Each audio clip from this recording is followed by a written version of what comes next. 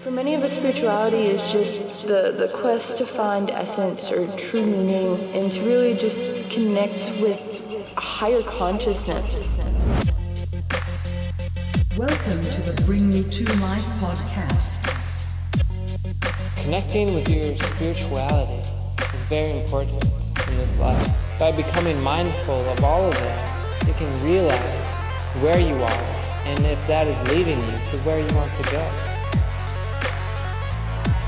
Listen to the little simple things, because it's those little simple things that are going to shift you vibrationally in such a way that will prepare you to become very intuitively minded and ready to step forward on the next part of your path. I hope you can feel the love that's inside you, it's inside me, that connects us.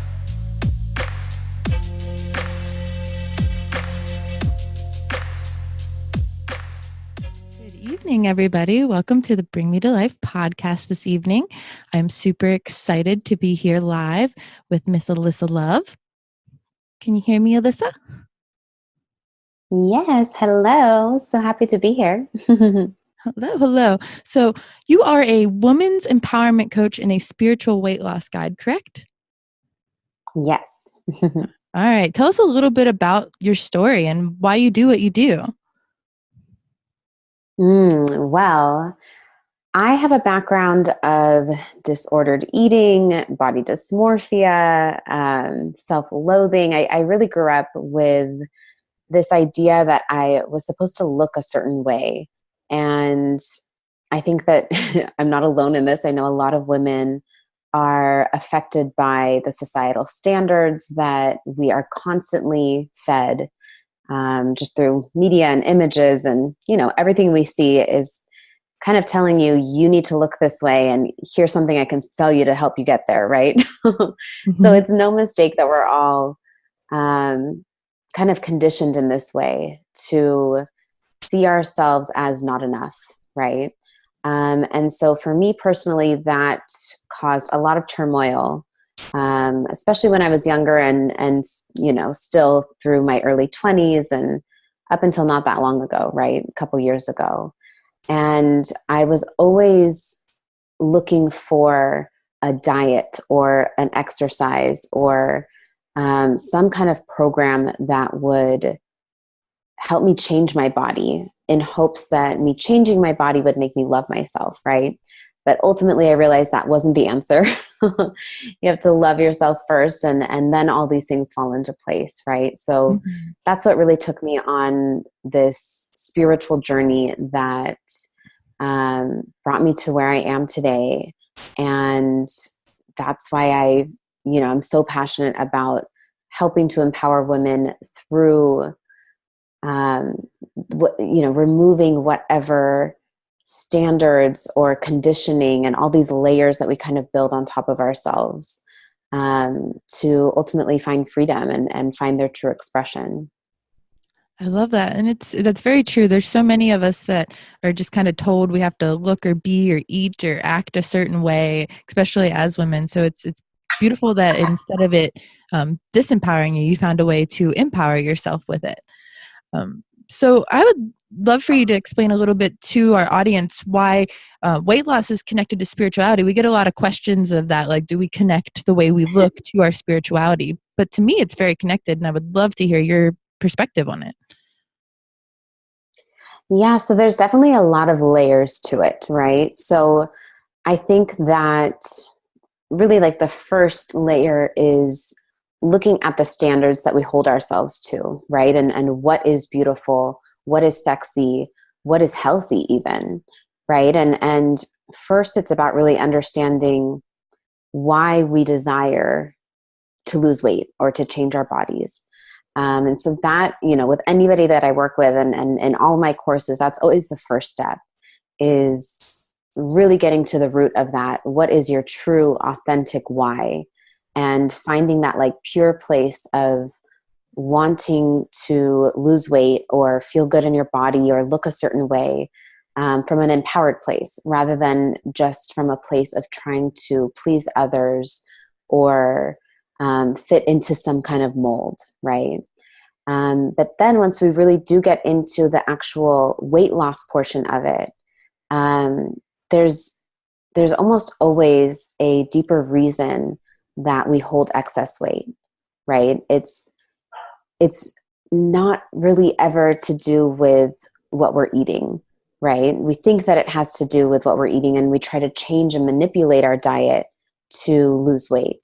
But in general, I really believe that we all intuitively, deep down, even if we're shutting our intuition off, we all really know what we should and shouldn't be eating, what our body does and doesn't want. And if we are going against that, or ignoring that, or eating beyond the point of hunger, it's almost always a clue that there's something deeper going on. There's something that you're either numbing, trying to cover up, trying to hide, wanting to comfort or protect yourself from. And so by looking at your life and yourself through the lens of your cravings, right? And this can be really said and true of any addiction, because eating can be an addiction for a lot of people.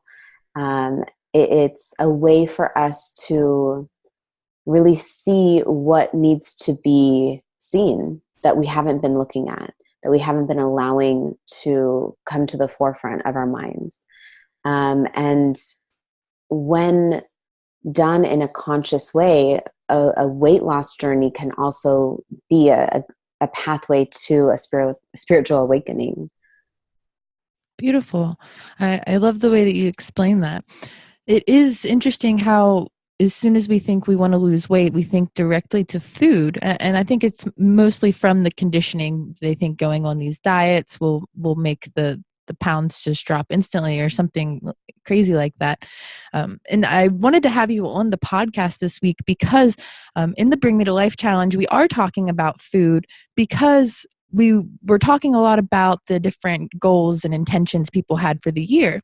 And a lot of them were to get a healthier body or to have a certain lifestyle. And it started with, I want to go on a diet, or I want to eat this, that, or the other. And our challenge this week was to go through our kitchens, not necessarily to go on diets or because of weight loss, but more so to get rid of the toxins and things that we were putting in our bodies.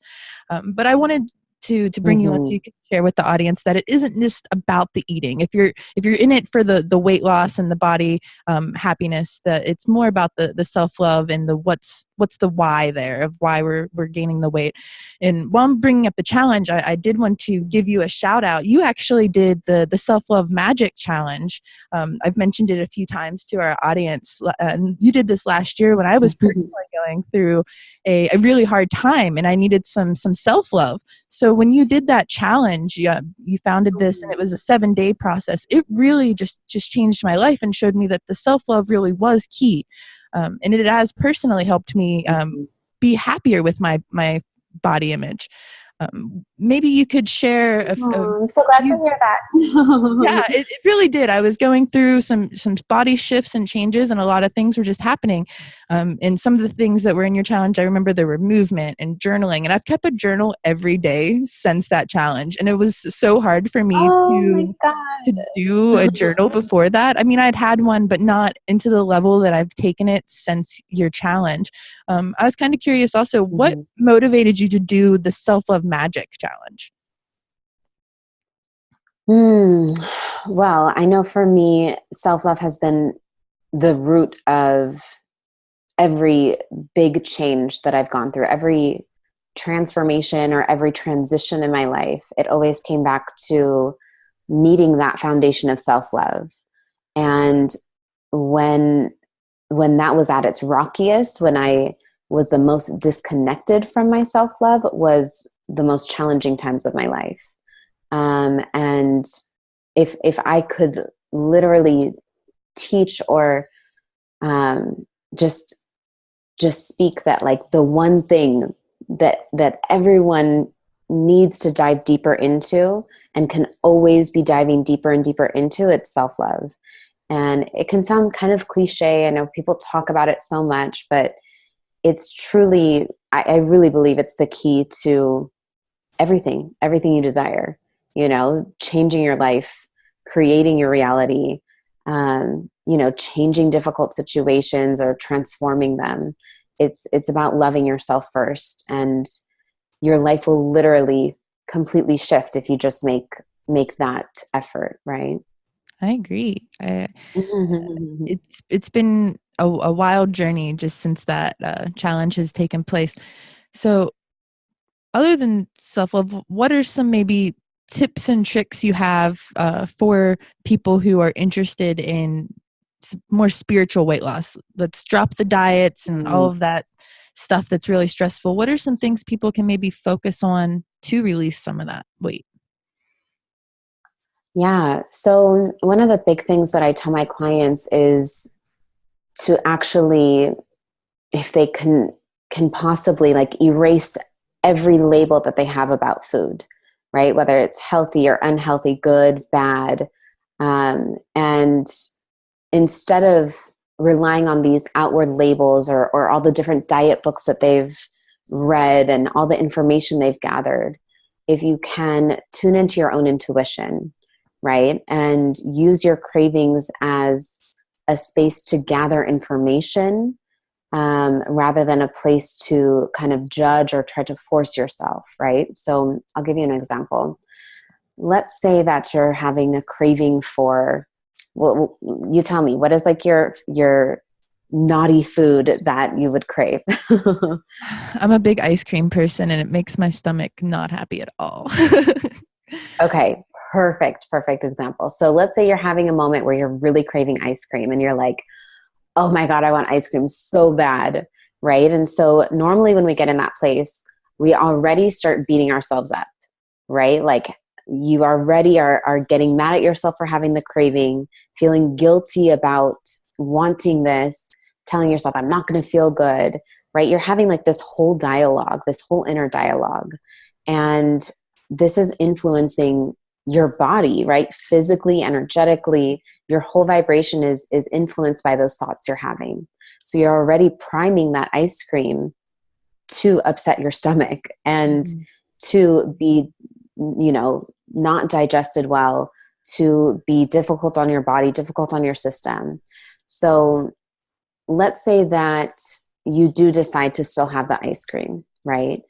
And in that, you're having all these thoughts about it. You might even eat it in front of the TV or in a space where you're not tuned into it. So you have this craving, you beat yourself up about it, and then you eat the food and you don't even really enjoy it because you're distracting yourself from enjoying it, right? And all the while, there's a deeper reason for the craving, right? So this is like the general pattern or cycle that we kind of go through. And so an empowered way to go about this would be to recognize, okay, I'm craving ice cream. Interesting.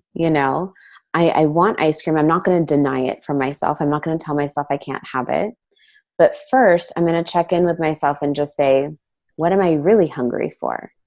What's really going on in my mind, in my body, in my energy, in my emotions, and just see if anything comes up, right? It might not right away, but it's kind of like opening this line of conversation or communication that if we haven't been tuned into, we need to have that practice, right? And start kind of opening that space to hear your intuition, right? And so you give yourself that space and then you allow yourself to eat the food. You actually like let yourself choose consciously. You say like, I consciously choose to eat this ice cream and I'm going to enjoy it. And then you let yourself actually enjoy it, right? So you be completely present in the moment with your ice cream. You put it into a nice bowl. You sit down, you create like a sacred space, a sacred moment for it. You look at it. How often do we not even look at our food when we're gonna eat it, right? Look at it, smell it. You create like this sensual experience with it, right? Using all of your senses. And then you actually enjoy the ice cream, right? And you let yourself eat it until your body doesn't want anymore.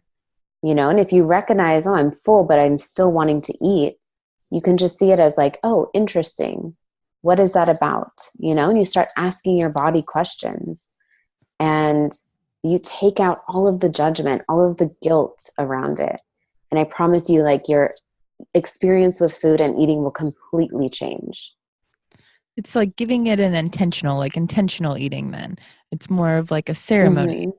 And I agree with that. There's been times where it's like, man, I'm just eating this ice cream because it's in the evening. I want to be lazy. And that's when it does hurt. But then there's times where it's like, I really deserve this little treat. I'm just going to take a couple of bites. And usually if I just take like 1 or 2 bites, then I'm full. It's not like I need to eat a big bowl, where when I was a kid, part of it is, it kind of goes back to that throwback. Like when I was a kid, people in my family, we would eat ice cream either if we were sad or if we were happy, and it would be this big bowl rather than just like a nice little bite or something to just satisfy the craving. It was like, oh, this is a huge bowl of ice cream, and then you get to the end, and but before you're even done, you're beyond full. Your stomach's already hurting, and it was because it was like, right, almost a way to connect with my family, I guess, looking back at it. So I know there's got to be other people that have that like connection to certain foods that like take them back to a certain place or a time that may not be the most healthy.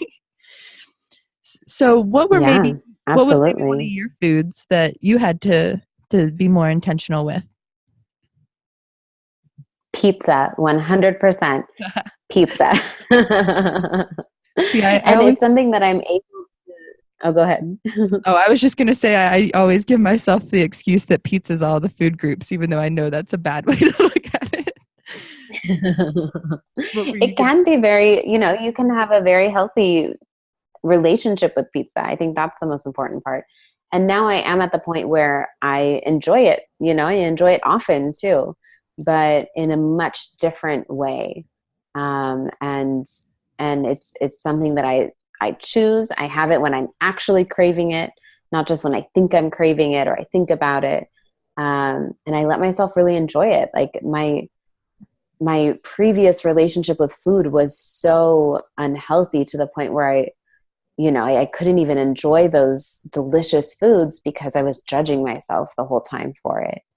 And now it's like, it's so fun to enjoy food. Food can be fun, and you can enjoy it without worrying about gaining weight, I love that. So that's your perspective on food. What's your perspective on like workouts and that kind of thing towards weight loss? Yeah. So that was another thing. I was definitely like a obsessive exerciser. And I would choose workouts that were all about burning calories or fat loss, and not necessarily fun or enjoyable or even good for my body. And so my perspective on that has completely shifted to where I do recognize the importance of exercise and movement. But again, it's something that becomes very sacred and intuitive, right? So it's asking my body how it wants to move. I take classes sometimes, but they're only classes that are fun. I go to the gym, but only when I have something I'm excited to do and it feels good. And I, personally, I do Kundalini Yoga every day. So that's a big part of my life, and a way to move energy. Can you describe Kundalini Yoga for us real quick? Yeah, so Kundalini is it's a type of yoga that is this ancient technology it's basically magic for your body. And you can, there's different sets, different movements, different combinations of breath and chanting. And it's designed to raise the vibration of your body, right? And you can use it to unlock all of these different, all this different potential within you, right? So it's a very spiritual practice, but has, very real physical, mental, emotional effects as well. I agree. I've been recently getting into Kundalini Yoga myself. I teach workshops at various events, and I love to use the ego eradicator as a way to just kind of end it and put people off on like a high note. It's where you put, for those of you who don't know, it's like you put your hands in the air and you keep them up for not all the way up, but like at an angle for like about 3 minutes or so, or as long as you can kind of handle it, and do what's called the breath of fire, if you can do that. And it's just such a release. That's probably my favorite Kundalini yoga exercise to like start or end the day. So we talked about workouts, we've talked about food. What are some other things that people can expect when they work with you? I know you just launched your Radiance program a little bit ago, and you have other ones kind of in mind, but what can someone expect by working with you as a spiritual weight loss guide and women's empowerment coach? So I definitely have, my group programs and my e-courses are more directed towards like the spiritual weight loss, right? And then my one-on-one coaching or working with me like in a more individual kind of space, we touch on that, but it's more about empowering yourself, right? And recognizing where you are holding on to something in your life that's not serving you, right? And so that obviously relates to physical weight, but also energetic weight as well. Things that we're holding on to, whether that be limiting beliefs or fears or anything that is keeping us from really pursuing our soul's purpose, right? So that's,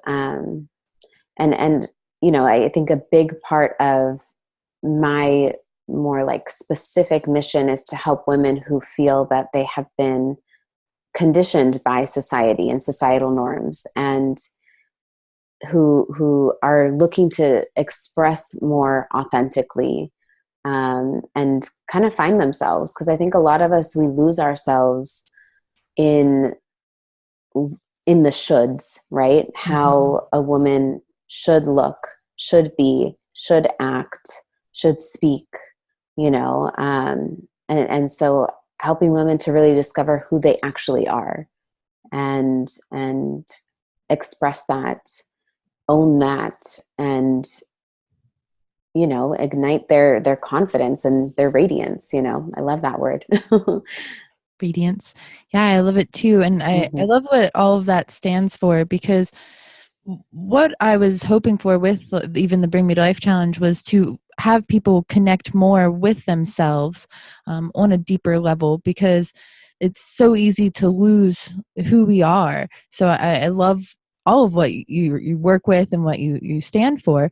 And just in general, the idea of being able to lose the weight spiritually, I wanted our audience to realize too that it's not necessarily about what your body looks like. You're not necessarily trying to be the sexiest or the skinniest. You're trying to be happy with your body so that it does lose the weight naturally rather than in a harmful way, or too fast, too slow, or pick up all of that excess. I think a lot of people were seeing it as needing the perfect sexy body, when it's more just a healthy body. Would you agree with a healthy body doesn't necessarily have to have a specific look to it? Absolutely. I think that we are fed, like force fed, this image of what healthy and sexy and beautiful looks like. And in reality, it's different for everyone. Sometimes I describe it as, it's your vehicle, right? Your body is your vehicle for your soul's mission. And so if you think of it as a car that you're driving, and for some people, it really matters to them what their car looks like. Others, it matters how it functions.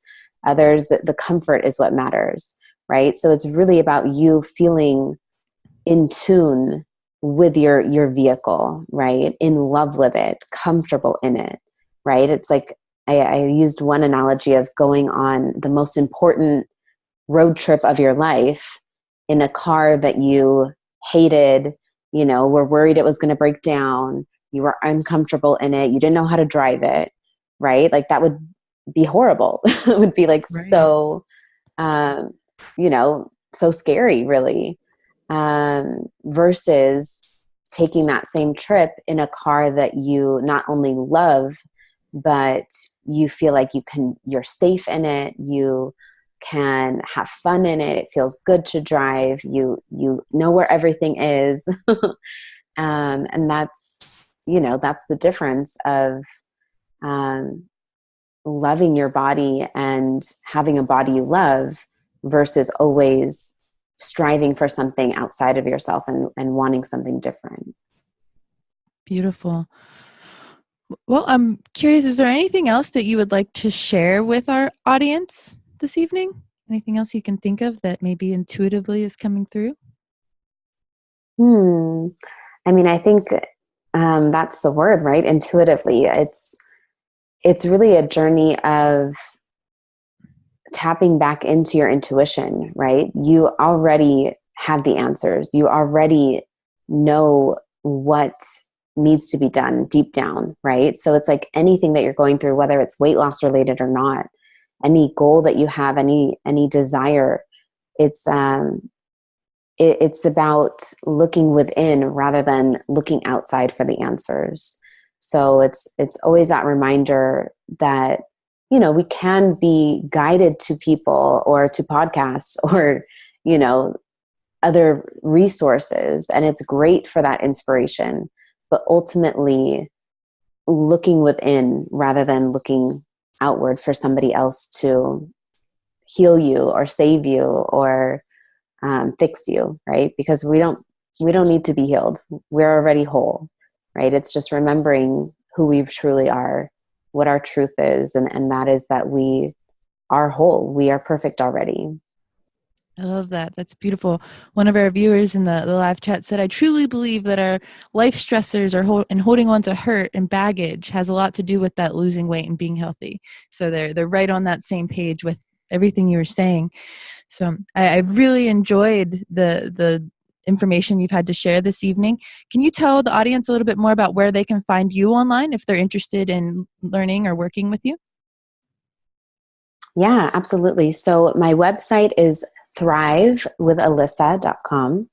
But you can also find me on Facebook as Alyssa Love or Instagram, iam.alyssalove. And I have lots of free resources, a couple of free, one free crash course that's called Manifesting Your Dream Body, and lots of programs. I'm always coming out with new stuff. So I have tons of resources out there and a Facebook group as well. So beautiful. I know I found you through Facebook and Instagram, and you have a lot of beautiful content on there. I love watching how your programs and offerings are continuously growing. So I think we'll leave it off tonight. I have one more thing I like to ask, just kind of a open question at the end. My question for you is, if you could manifest one thing instantly, what would it be? Ooh, I could manifest one thing instantly. Ooh. Put you on the spot there. Yeah. I think I would manifest, oh my God, I thought of like 40 things just now. You can share 2 if you want. That way you're not so on the spot. Well, okay. Let's see. It's so cheesy. World peace and debt-free. Those are 2 really good ones. That's mine right now too, is to be debt-free. That's like the 2019 goal, I think, is for all of us to be debt-free so we can continue growing our dreams better. Yeah. Beautiful. Well, I will send the intention your way for both of those amazing manifestations come to reality here. And I hope that you have a good evening. And if anyone in our audience is interested, I highly suggest you go check Alyssa Love out on her various social medias. And again, just thank you for being here. Thank you so much. It was super fun. Yay. Bye. Bye.